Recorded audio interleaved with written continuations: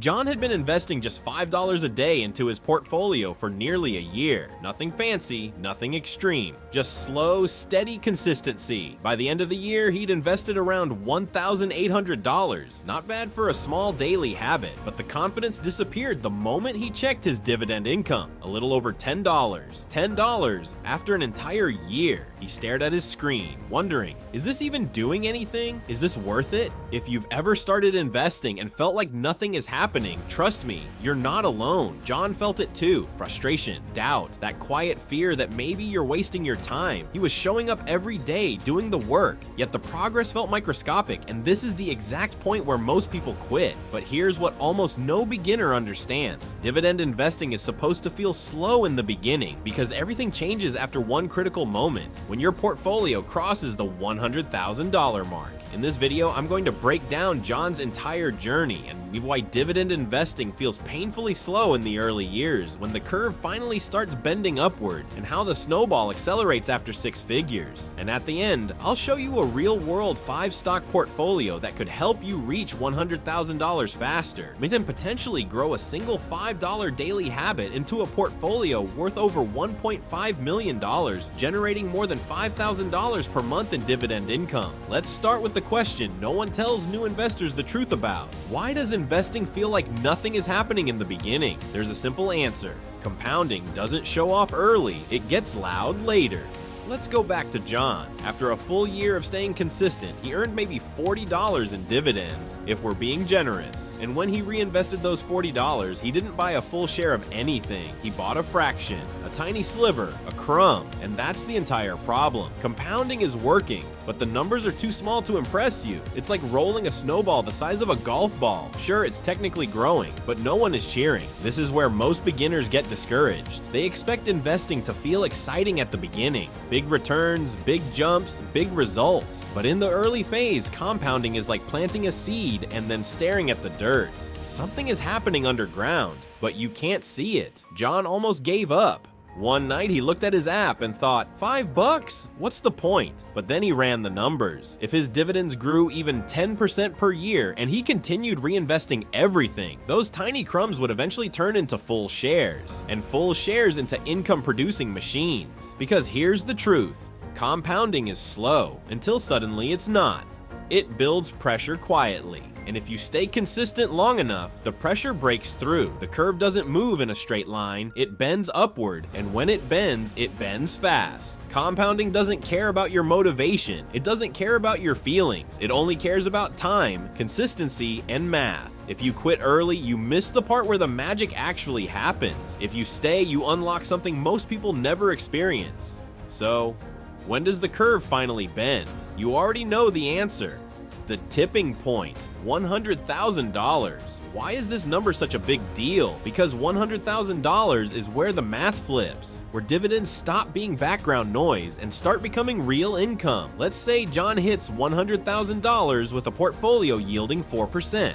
Very achievable with dividend ETFs and high-quality dividend growth stocks. That's $4,000 per year or $330 per month. Automatically, every month, whether he adds money or not, the portfolio buys more stock. Suddenly, dividends aren't crumbs. They're employees, little workers, each one buying more shares that immediately start generating more income. This is the first moment where John stops feeling like he's pushing the portfolio uphill and starts feeling like the portfolio is pulling him upward. And once you hit this tipping point, everything accelerates. From grind to glide before $100,000, John's $5 per day did most of the heavy lifting. After $100,000, the portfolio begins contributing almost as much as he does. Soon, it contributes more. Every month, his dividend income increases. $25 more, then $40 more, then $60 more. And he's not doing anything different.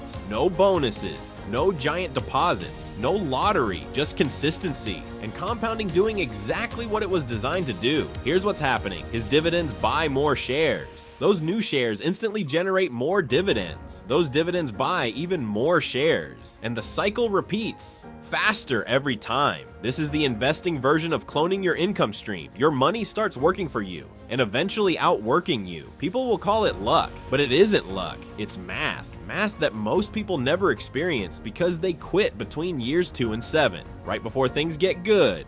John didn't quit, he pushed through the invisible years, and now his snowball is rolling fast. The second $100,000 comes far faster. It took John 15 years to go from $0 to $100,000, but going from $100,000 to $200,000, that'll take just a few years, because now the portfolio isn't growing from $5 contributions, it's growing from stock appreciation, dividend increases, reinvestment, and compounding across all 5 stocks. At this stage, John's portfolio becomes a machine, a wealth-building engine, a self-sustaining system. He doesn't have to hustle for the rest of his life. He just has to stay consistent long enough to let the system do its job. The portfolio that got John here. John built his portfolio around one principle: quality plus growth plus consistency. He didn't chase the highest yield. He chased the most dependable long-term growers. Here's his 5-stock core. 1. SCHD, Schwab US Dividend Equity ETF.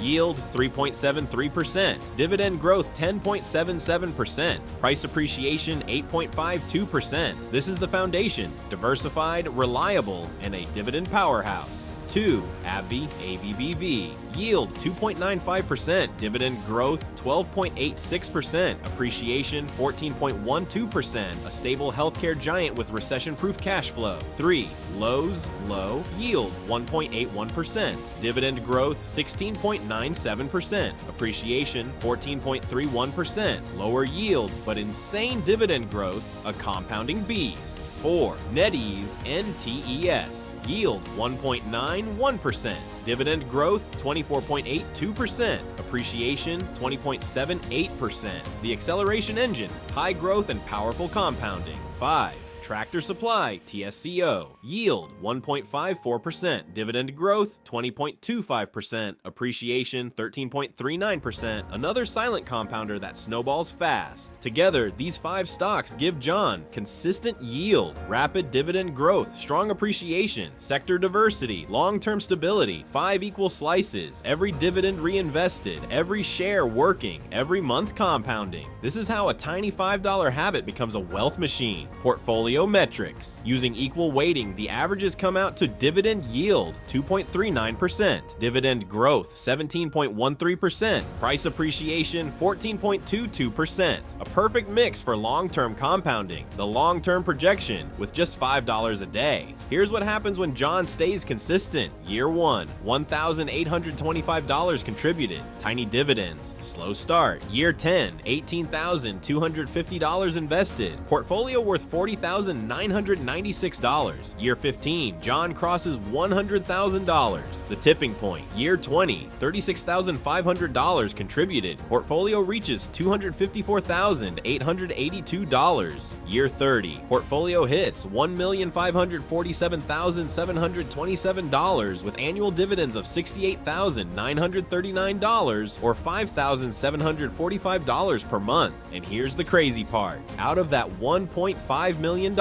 only $54,750 came from John, $182,846 came from appreciation, $367,132 came from reinvested dividends. The rest is pure compounding acceleration. That's the snowball effect in its purest form. The growth curve, now imagine this as a graph. Years 1 to 10, almost flat. Year 15 hits $100,000 and the curve bends. Year 19 reaches $200,000. Year 21, $300,000. Year 24, $500,000. Year 28, $1 million. Year 30, $1.5 million.